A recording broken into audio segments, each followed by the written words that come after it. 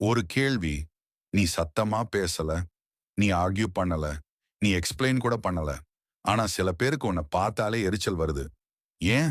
நீ அவர்களை எதுவும் செய்யல. ஆனா நீ அமைதியா இருக்கிறதே அவர்களுக்கு போதுமான காரணம். இந்த வீடியோ மோட்டிவேஷன் இல்ல. இது ஒரு uncomfortable truth. Why this topic matters. நம்ம சமூகத்துல பேசுறவனை கான்ஃபிடென்ட்னு சொல்லுவாங்க. அமைதியா இருக்கிறவனை வீக்குன்னு நினைப்பாங்க. ஆனா ரியாலிட்டி அதுவல்ல. உண்மையிலே சில பேருக்கு அமைதியான மனிதன்தான் பிகெஸ்ட் த்ரெட். காரணம் ஒன்று, அவர்கள் உன்னை கட்டுப்படுத்த முடியாததால் தான். கட்டுப்பாடு அப்படின்னா யாராவது உன்னை அடக்கிறது மட்டும் இல்ல. கட்டுப்பாடு என்றால் உன் மனசு எப்போ எப்படி ரியாக்ட் பண்ணணும்னு அவர்கள் முடிவு பண்றது.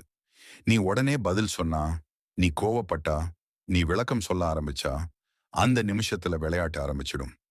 கோபம் வந்த நேரத்துல மனிதன் தன்னை பாதுகாக்க பேசுறான். ஆனா அவன் பேசுற ஒவ்வொரு வார்த்தையும் அவனையே மெதுவா எக்ஸ்போஸ் பண்ணும். எது உன்னை காயப்படுத்துது, எது உன்னை சீண்டுது, எங்க நீ உடைஞ்சு போகிற, இதையெல்லாம் எதிரில இருக்கிறவன் மனசுக்குள்ள நோட் எடுத்துக்குவான்.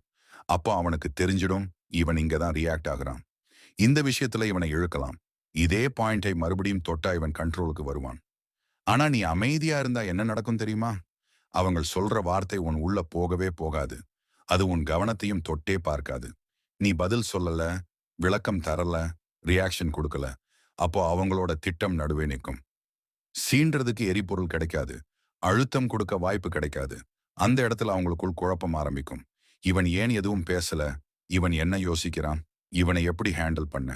குழப்பம் வந்த உடனே கட்டுப்பாடு கைவிட்டு போயிடும். கட்டுப்பாடு போன மனசு அமைதியா இருக்காது. அதனாலதான் நீ அமைதியா இருந்தாலே அவங்களுக்கு எரிச்சல் வரும். அது நீ தவறு செய்ததால இல்ல. அது உன்னை அவங்க கட்டுப்படுத்த முடியாததால. இந்த ஒரு விஷயம் மட்டும் மனசுல வச்சுக்கோ. உன் அமைதி அவர்களோட கட்டுப்பாட்டுக்கு மிகப்பெரிய எதிரி. காரணம் 2, அவர்கள் உன் மனசை படிக்க முடியாததால தான். சில பேருக்கு எல்லாரையும் புரிஞ்சுக்கணும்னு இல்ல, படிச்சு கையாளணும்னு ஆசை இருக்கும். யார் எதுக்கு பயப்படுறான், யார் எதுல எமோஷனல் ஆகுறான், யாரை எங்க அழுத்தினா உடைவான், இதெல்லாம் தெரிஞ்சுக்கிறது அவங்களுக்கு ஒரு அட்வான்டேஜ். அதனாலதான் நீ சின்ன சின்ன விஷயத்துக்கு கூட எப்படி ரியாக்ட் பண்றன்னு அவங்க கவனிச்சுக்கிட்டே இருப்பாங்க. நீ எல்லாத்தையும் வெளிப்படையா காட்டாத போது என்ன ஆகும்? உன் முகம் உன் மனசு சொல்லாது. உன் வார்த்தை உன் உள்ளதை ரிவீல் பண்ணாது. அந்த இடத்துல அவங்களுக்கு கன்ஃபியூஷன் ஆரம்பிக்கும். இவன் உண்மையா கால்மா இருக்கானா? இவன் உள்ளுக்குள்ள வேற ஏதாவது ஓடுதா? கன்ஃபியூஷன் இருக்கிற மனசுக்கு கான்ஃபிடன்ஸ் இருக்காது. கான்ஃபிடன்ஸ் இல்லாத இடத்துல இன்செக்யூரிட்டி நுழையும். இன்செக்யூரிட்டி வந்த உடனே மனசு சும்மா இருக்காது. அது சந்தேகப்பட ஆரம்பிக்கும், பயப்பட ஆரம்பிக்கும். அந்த இன்செக்யூரிட்டி தான் மெதுவா எரிச்சலா மாறும். ஏன்னா உன்னை புரிஞ்சுக்க முடியாதது அவங்களுக்கே ஒரு தோல்வி மாதிரி தோணும். மனிதன் புரிஞ்சுக்க முடியாததை கண்ட்ரோல் பண்ண முடியாது. கண்ட்ரோல் பண்ண முடியாததை அவன் பயப்படும். அதனாலதான் நீ அமைதியா இருந்து உன் மனசை மூடிக்கிட்டாலே அவங்களுக்கு எரிச்சல் வருது. நீ சீக்ரெட்டிவ் ஆகிறதுக்காக இல்ல, நீ ஸ்ட்ராங் ஆகிறதுக்காக. ஒரு விஷயம் நினைச்சுக்கோ, படிக்க முடியாத மனசு எப்போதுமே பலவீனமானவங்களுக்கு அச்சம். காரணம் 3, அவர்களோட அகந்தைக்கு உணவு கிடைக்காததால் தான். சில மனிதர்களுக்கு அன்பு தேவைன்னு இல்ல, கவனம்தான் தேவை. உன் ரியாக்ஷன் அவர்களுக்கு ஒரு சிக்னல். நான் முக்கியமானவன், என் வார்த்தை இவனை பாதிச்சுது. நீ அப்செட் ஆனா அவங்களுக்கு உள்ளுக்குள்ள ஒரு சின்ன சாட்டிஸ்ஃபேக்ஷன் வரும். ஏன்னா அவங்க உன் மனசுக்குள்ள நுழைய முடிஞ்சதுன்னு நினைப்பாங்க.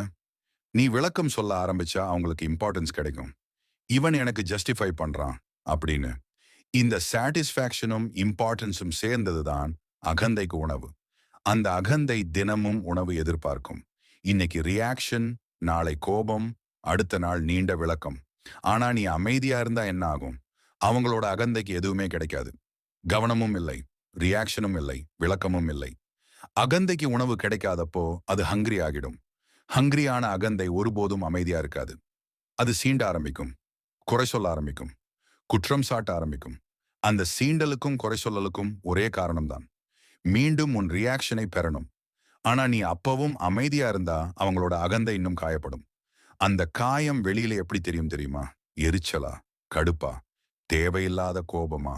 அதனாலதான் நீ அமைதியா இருந்தாலே சிலருக்கு எரிச்சல் வருது. அது நீ மாறினதால இல்ல, அது நீ அவர்களோட அகந்தையை இனி போஷிக்காததால. இந்த உண்மை மனசுல வச்சுக்கோ. உன் அமைதி அவர்களோட அகந்தைக்கு பட்டினி. காரணம் 4, அமைதி உன் உள்ளார்ந்த பலத்தை காட்டுவதால் தான். நீ அமைதியா இருக்கிறது பயத்தால இல்ல, அது உன் மனசை நீ கையில பிடிச்சிருக்கிறதால. பயந்தவன் அமைதியா இருக்க மாட்டான். அவன் உடனே தன்னை காப்பாத்த பேச ஆரம்பிப்பான். ஆனா தன்னை கண்ட்ரோல் பண்ண தெரிஞ்சவன் அவசரமா பேச மாட்டான். அவன் பதில் சொல்லும் நேரத்தையும் பேச வேண்டிய இடத்தையும் தேர்ந்தெடுப்பான். இது காவர்டிஸ் இல்ல. இது டிசிப்ளின். டிசிப்ளின்னா வெளியில அல்ல, உள்ளுக்குள்ள ஒழுங்கு இருக்கிறது.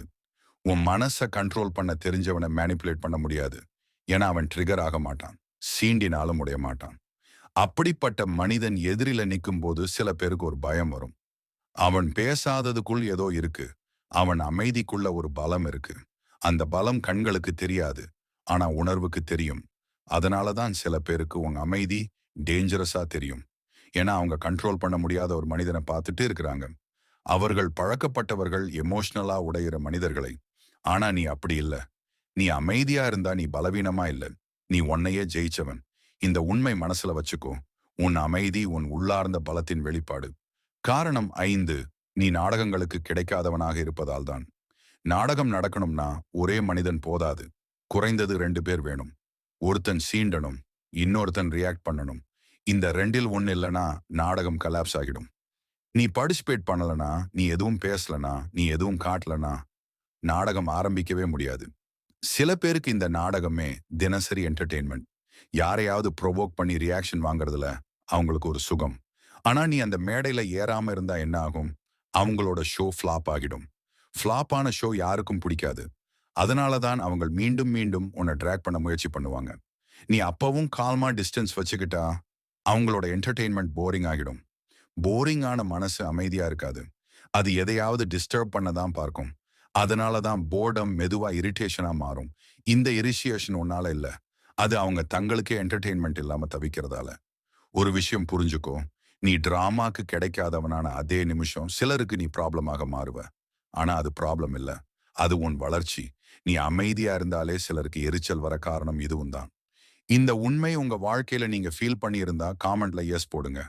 இந்த மாதிரி டீப் ட்ரூத் கான்டென்ட் உங்க லைஃப்க்கு தேவைன்னா சப்ஸ்கிரைப் பண்ணுங்க.